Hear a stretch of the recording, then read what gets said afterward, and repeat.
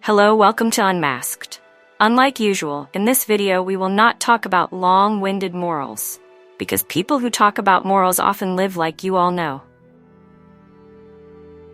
Today, we will bring to you a very heartbreaking tragedy that shocked the state of Oklahoma, USA. On the morning of October 13, 2014, in Duncan, Oklahoma, a maid named Jessie parked her car in front of a large mansion in a wealthy neighborhood. She was hired by the homeowner to clean the house every week. Jessie had been working by the hour for this house for about 5 years, and thanks to such a long time, the homeowner's family trusted her very much. The owners of this large house are Mr. John Hruby and Mrs. Tinker Hruby. They are rich and famous people in this city. The Hruby family has been the owners of the only local newspaper, the Duncan Banner, for 3 consecutive generations. When ownership came to Mr. John, thanks to his good management skills and the effective support of his wife, he not only developed Duncan Banner brilliantly, but also took over 2 other local newspapers, creating a monopoly in the print media industry in this city. That brought the Hruby family a huge fortune that many people envied. Mr. John and his wife also had an extremely wonderful daughter, Katherine. Although born into a wealthy family, Katherine was not arrogant at all, but very humble and polite. Because of this lovely friendliness, Katherine always had many close friends around her. In addition to her good personality, Katherine also had excellent academic and sports achievements. During her time studying, she was always in the top 5% of the best students in the school and was a key member of the volleyball team. In 2014, at the age of 17, Katherine graduated from high school and received many invitations from prestigious universities. Everyone was sure that the little girl's future would be bright, not only inheriting her parents' career, but also taking it to the next level. However, all those good things went up in smoke on October 13, 2014. That day, Jessie went to Hruby's house to clean as usual. She knocked on the door but heard no one answer. This was not too strange because before that, Jessie and the landlord had agreed that if no one answered, she would get the spare key under the fake rock near the door to enter the house. As soon as she entered, Jessie immediately felt a shiver because of the strong smell of blood spreading in the air. Jessie anxiously called out a few times, but still no one answered. She tried to step inside, but only a few minutes later she ran out with a pale face, tears rolling down her cheeks, and tremblingly called the police. The reason Jessie was so scared was because of the horrifying scene she saw. Inside the house, Mr. and Mrs. Hruby and their daughter Katherine were both dead. Duncan City is a very peaceful city, rarely having serious crimes. Therefore, the massacre of a famous family like Hruby's made the people extremely scared and worried. They did not know who the murderer was, what the motive was, and whether they would be the next target. The local police, who had never dealt with a serious murder case in their entire careers, were also shocked. According to the information obtained, at least 3 police officers, after completing the investigation of the bloody scene, experienced symptoms of post-traumatic stress disorder, PTSD. People in the area speculated whether the Hruby house was robbed, and when the robber encountered the homeowner, he killed the whole family. However, the forensic results quickly ruled out this hypothesis. All 3 members of the Hruby family died from close-range gunshot wounds. Mrs. Tinker and Miss Katherine collapsed in the kitchen, were shot and died on the spot, while Mr. John was shot twice and collapsed in the dining room. There were no signs of restraint nor signs of resistance from the victim. Furthermore, there was no significant disturbance in the house, nor were there any traces of the perpetrator breaking into the house from the outside. The investigation agency ruled out the possibility of this being a robbery-murder case. Based on the results recorded at the crime scene, the police determined that the perpetrator was an amateur shooter and must be someone familiar with the victim's family. The perpetrator's motive could be revenge or competition for benefits, which is common among the wealthy. During the investigation, The police discovered that Hruby's family took security very seriously and had many surveillance cameras recording everything. However, the hard drive storing the footage had been removed and taken away by the criminal. This further confirmed that this was a carefully planned murder case. Therefore, the police focused on investigating the business relationships of the Hruby family. However, since 2007, the Hruby family's business has begun to decline due to fierce competition from electronic newspapers, the internet, and smartphones. In recent years, the business of the Duncan banner has been operating very slowly, so there is almost no conflict of interest with any party. All the attention of the police began to focus on Alan Hruby, the eldest son of the family and Katherine's brother. Alan is a freshman at the University of Oklahoma, living in the dormitory. Many people think that Alan was lucky because he was not at home and escaped the clutches of death, but the police think otherwise. After careful consideration, they do not think so. Since the incident, Alan has been missing and is traveling with friends in Dallas, Texas. The police immediately issued an arrest warrant for him for investigation. Why is Alan considered a suspect in this murder case?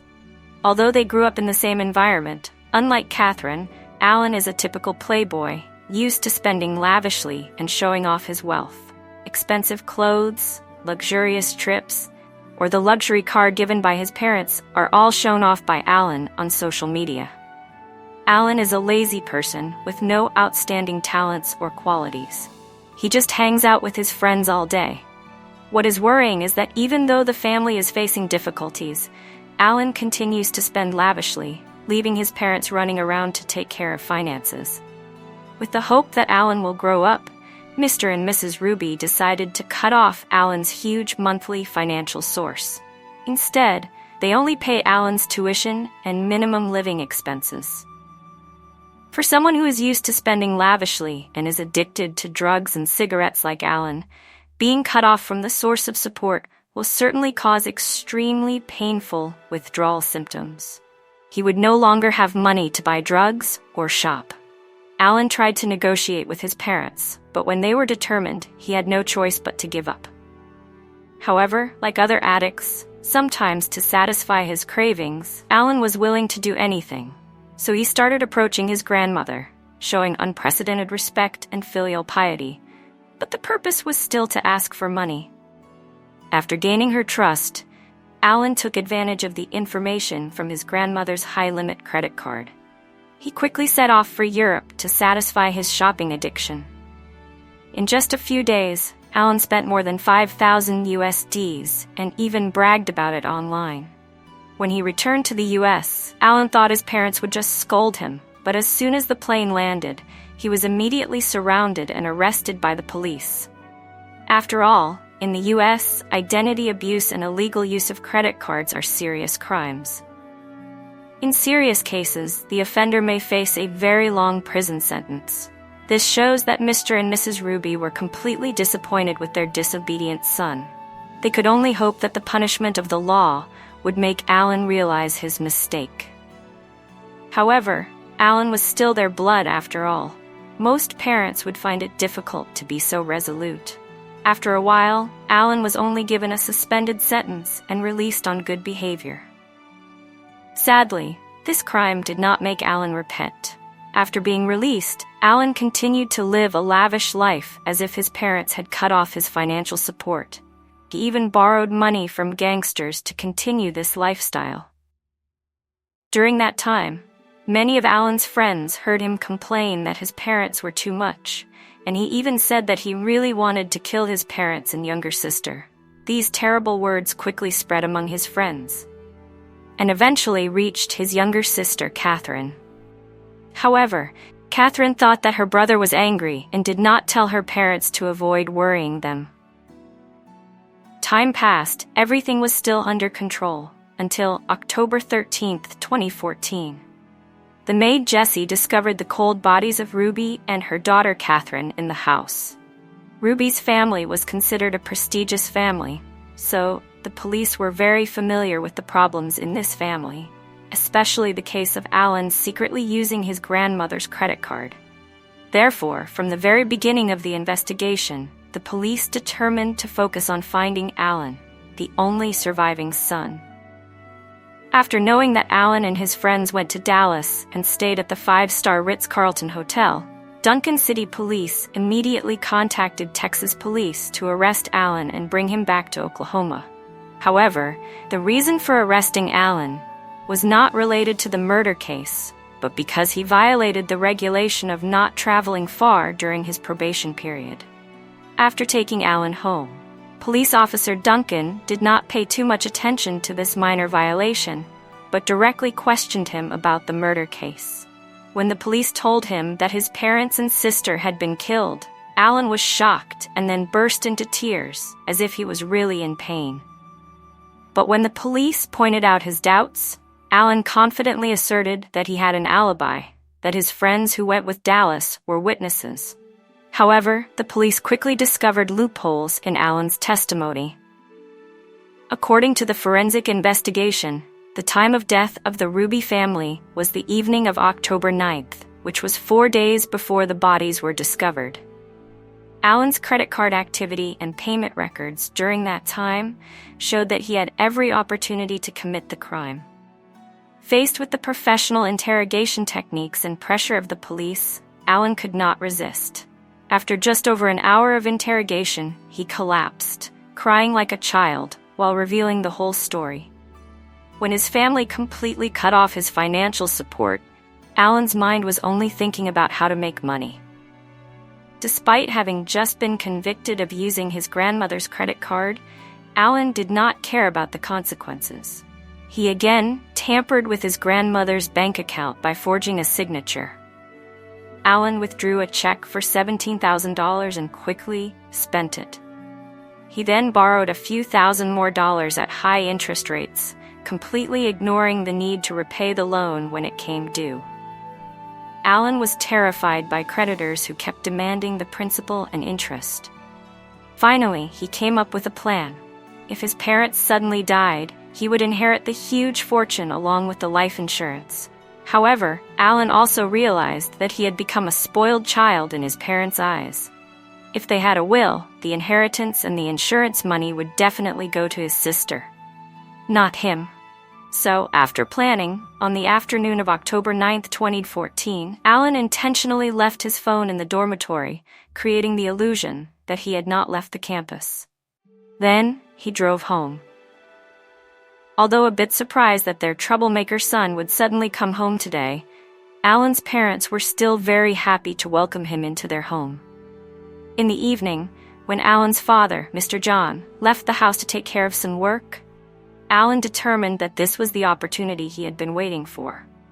He quietly went out to get a 9mm gun from the storage box on his father's truck, then returned. When he saw his mother, Mrs. Tina, preparing dinner, Alan coldly pulled the trigger twice, hitting her.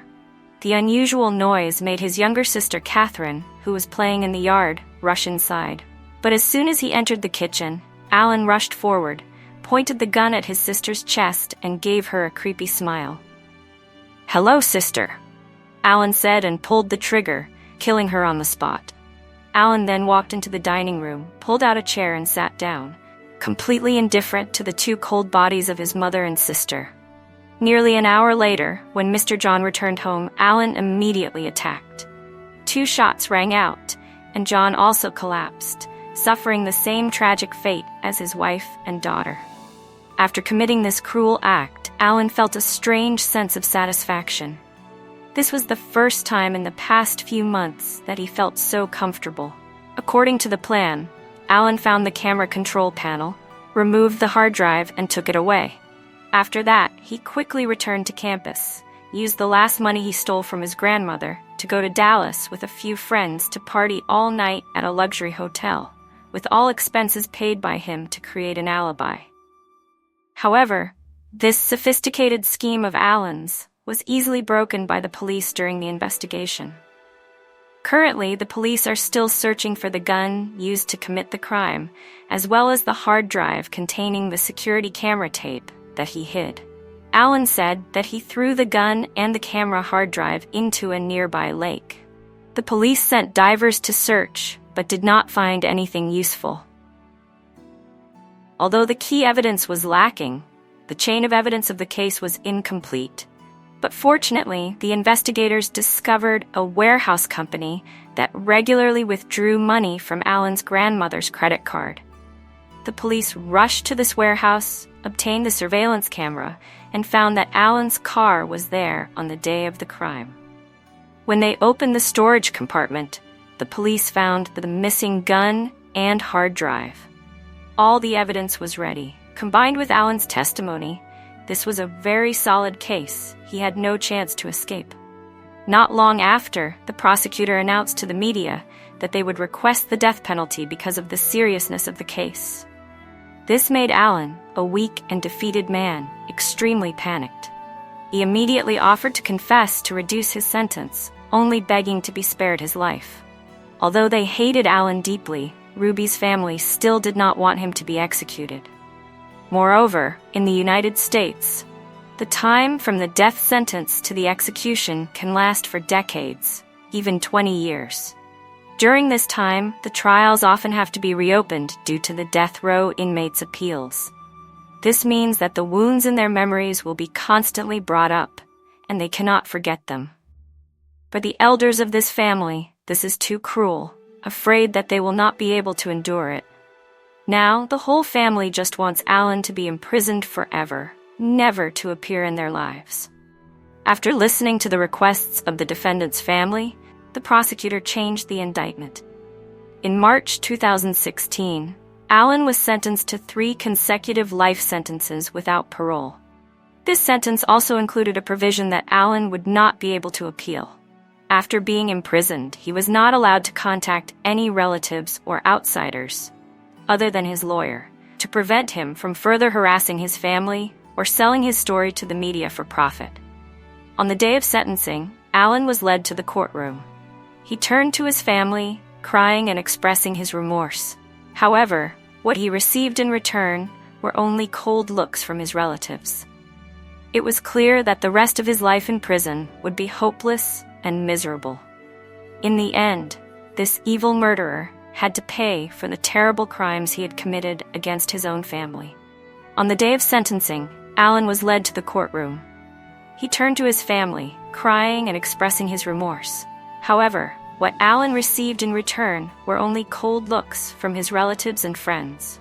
It was clear that the rest of his life in prison would be hopeless and miserable.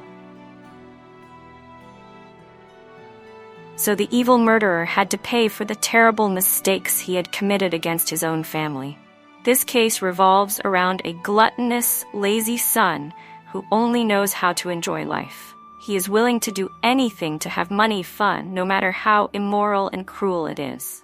Because of that way of life and deviant thinking, Alan Hruby killed both his parents and younger sister, just to have money. This led to a tragic ending. A family of 4 that once made people jealous. Now 3 are dead, and the remaining one must spend the rest of his life in prison. Raising children is really difficult. In the Hruby family, they gave birth to 2 children. Although they lived in the same comfortable environment, their personalities were completely opposite. The younger sister Katherine made their mother proud, but the son Alan gave them a headache. Therefore, don't wait until your child grows up and cannot be saved to think about raising them. Correct them from a young age and pull them back to the right path when you detect signs of instability. And that's our video today. What do you think? Leave a comment below. Thanks. See you soon.